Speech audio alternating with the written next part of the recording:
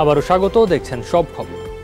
চট্টগ্রামের সহিংসতা ও নির্যাতনের শিকার হচ্ছে শিশুরা। গেল কয়েক মাসে একাধিক বর্বরতার ঘটনা নাড়া দিয়েছে সবাইকে। এর মধ্যে নৃশংসভাবে খুন হয়েছে বেশ কয়েকজন। এছাড়া গেল 2 সপ্তাহে চট্টগ্রামের হালিশহর এবং কোতোয়ালি এলাকায় মিলেছে আরও 2 শিশুর মরদেহ। শিশুর প্রতি বর্বরতার ঘটনা যেমন বেড়েছে, তেমনি পাল্টেছে নির্যাতনের ধরনও। আইন থাকলেও প্রয়োগের অভাব এবং মানবিক মূল্যবোধের অবক্ষয়ের কারণে এমন ঘটনা দিন দিন বাড়ছে বলে মনে করছেন বিশ্লেষকরা। বাংলাদেশ শিশু অধিকার ফোরামের তথ্য মতে 2019 সালে নানাভাবে সহিংসতার শিকার হয়েছে 4381 জন শিশু। চলতি বছর এই হার আরও বেড়েছে।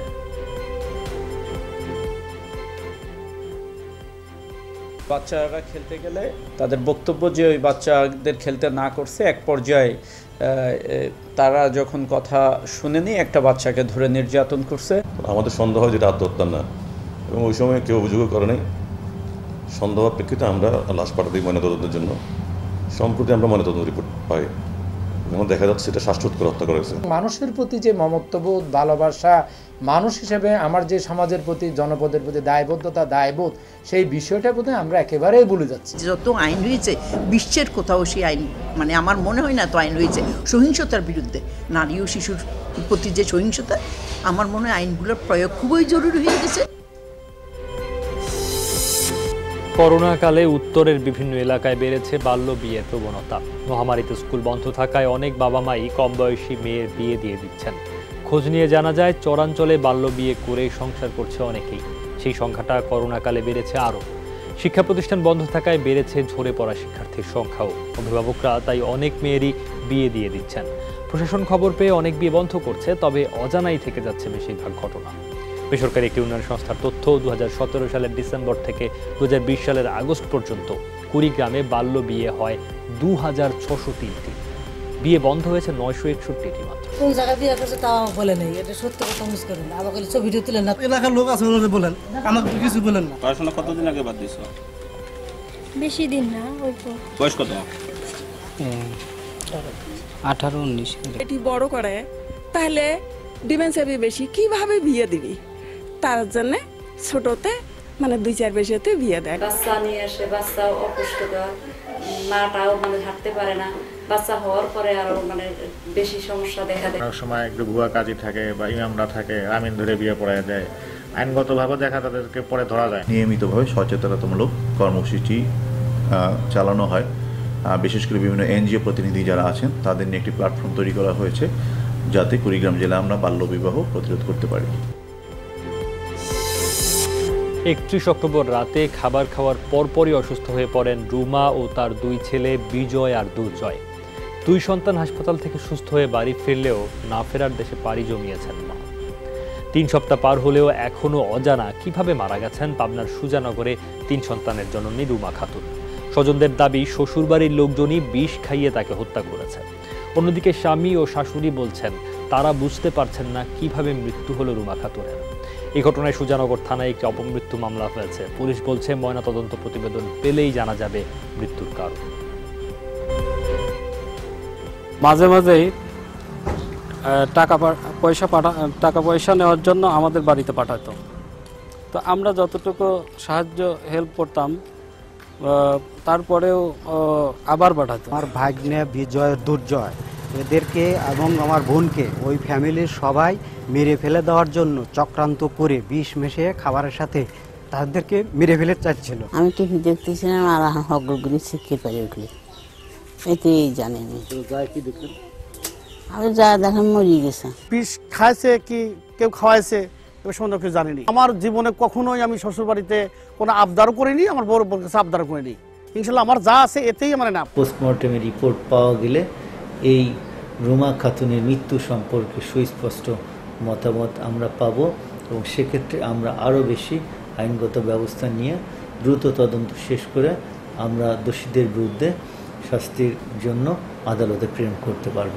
অনুমোদন না থাকায় টাঙ্গাইলে 3টি ক্লিনিক সিলগালা করে দেওয়া হয়েছে। সকালে সিভিল সার্জনের উদ্যোগে শহরের বিভিন্ন এলাকায় অভিযান চালানো হয়, সাথে ছিলেন ক্লিনিক মালিক সমিতির সদস্যরাও। এ সময় অনুমোদন না থাকায় টাঙ্গাইল আই সেন্টার, এসএসএস চক্ষু হাসপাতাল এবং একতা ক্লিনিকের কার্যক্রম বন্ধ করে দেওয়া হয়। ভবিষ্যতে এ ধরনের অভিযান অব্যাহত থাকবে বলে জানিয়েছেন সিভিল সার্জন। আঞ্চলিক উন্নয়ন, দ্বিপাক্ষিক সম্পর্ক এবং বৈশ্বিক শান্তি রক্ষায় একসাথে কাজ করবে ইসলামাবাদ। কাবুল। আফগান প্রেসিডেন্ট আশরাফ ঘানির সাথে বৈঠকের পর এমন মন্তব্য করেছেন পাকিস্তানের প্রধানমন্ত্রী ইমরান খান। আফগান তালেবান শান্তি আলোচনা এবং প্রতিবেশী দেশ হিসেবে দ্বিপক্ষীয় সম্পর্ক জোরদার ছাড়াও বিভিন্ন ইস্যু নিয়ে আলোচনা হয় দুই নেতার মধ্যে। আফগান সরকার ও তালেবানের মধ্যে শান্তি আলোচনায় ইসলামাবাদের ভূমিকা সম্পর্কে কাবুলের সাথে নিজের অবস্থান ভাগাভাগি করার কথা জানান ইমরান খান। আফগান শান্তি প্রক্রিয়া ছাড়াও আঞ্চলিক অর্থনৈতিক বিষয় নিয়ে আলোচনা করেন দুই নেতা।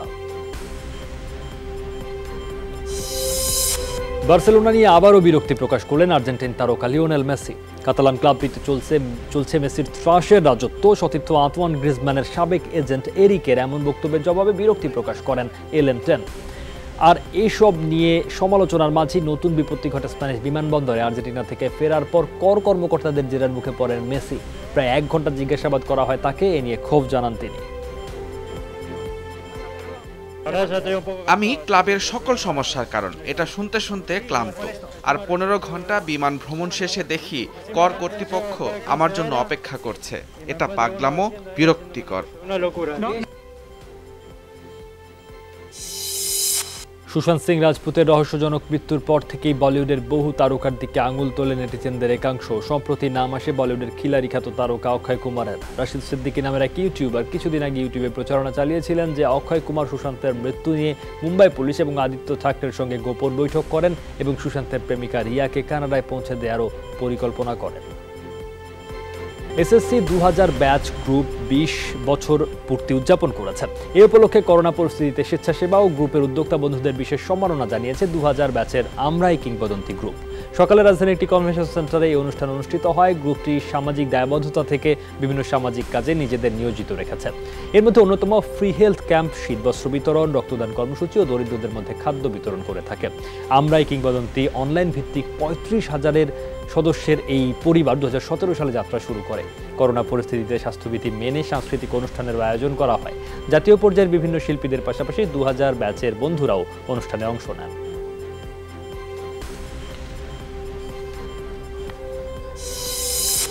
জমকালো আয়োজনে খুলনায় এসএসসি 99 ব্যাচের পুনর্মিলন অনুষ্ঠিত হয়েছে। বটিয়াঘাটার 10 গেট এলাকার একটি বাগান বাড়িতে অনুষ্ঠানের উদ্বোধন করেন সিটি মেয়র তালুকদার আব্দুল খালেক। 4 শতাধিক প্রাক্তন শিক্ষার্থীর অংশগ্রহণ করেন এই মিলন মেলায়। দিনব্যাপী আড্ডা, স্মৃতিচারণ, সাংস্কৃতিক অনুষ্ঠানে দিনভর আনন্দঘন সময় কাটান এসএসসি 99 ব্যাচের শিক্ষার্থীরা। পুনর্মিলনী এই অনুষ্ঠানের মিডিয়া পার্টনার ছিল যমুনা টেলিভিশন।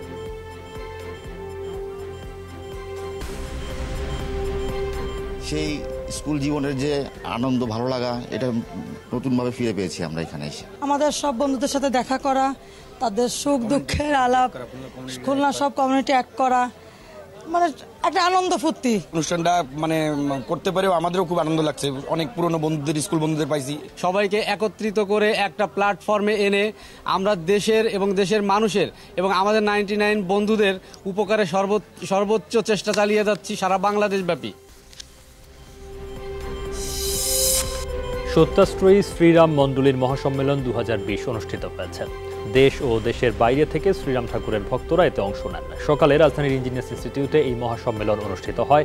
অনুষ্ঠানে বক্তারা শ্রীরাম ঠাকুরের বংশধরদের নিয়ে মিথ্যা তথ্য দিয়ে কুরুচিপূর্ণ বক্তব্য না দেওয়ার আহ্বান জানান। বলেন, যারা এমন কর্মকাণ্ড চালাচ্ছেন তাদের প্রতি ধিক্কার থাকছে। মূলত এইসব মিথ্যা তথ্যের প্রতিবাদ জানাতেই শ্রীরাম ভক্তরা এই সম্মেলনের আয়োজন করেন। করোনা পরিস্থিতিতে স্বাস্থ্যবিধি মেনে মহাসম্মেলনে অংশ নেয় সকলকে অভিনন্দন জানান বক্তারা।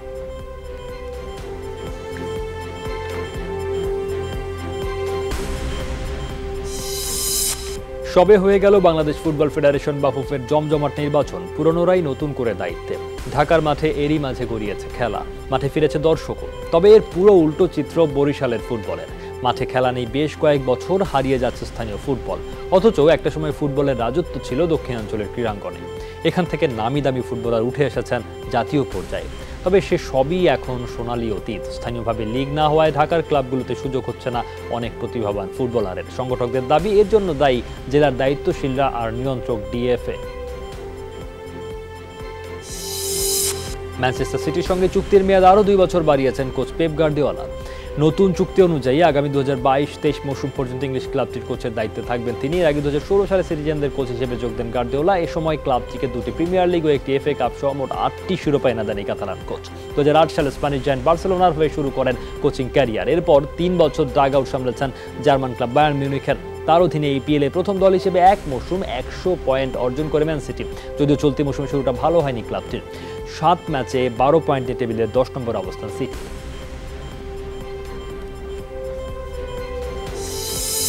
টেনিস ATP ওয়ার্ল্ড ট্যুর ফাইনালসের খবর। বর্তমান চ্যাম্পিয়ন সিটসিপাসকে হারিয়ে আসরের শেষ চারে নাম লেখালেন স্প্যানিশ তারকা রাফায়েল নাদাল। প্রথম ম্যাচে ডমিনিক থিয়েমের কাছে হেরে আসর শুরু করেন নাদাল। সেমিফাইনালে যেতে হলে এই ম্যাচে জয়ের বিকল্প ছিল না স্প্যানিয়ার্ডের।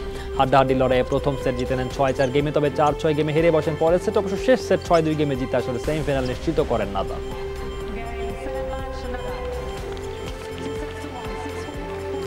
এদিকে অপর ম্যাচে সান্ত্বনার জয় পেয়েছেন রাশিয়ান তারকা অ্যান্ড্রু রুবলেভ। রাফায়েল নাদালকে হারিয়ে আসর শুরু করা ডমিনিক থিয়েমকে হারিয়েছেন 2-0 সেটে, তবে তাতেও আসর থেকে বিদায় নিতে হয়েছে এই রাশিয়ান তারকাকে। ডমিনিক থিয়েমের বিপক্ষে 6-2 ও 7-5 গেমের জয়ে ম্যাচ নিজের করে নেন অ্যান্ড্রু রুবলেভ।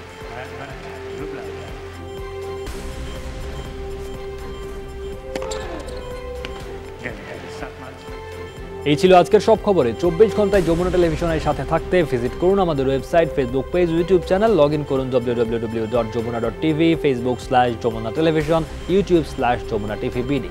এতক্ষণ সাথে থাকার জন্য সবাইকে ধন্যবাদ।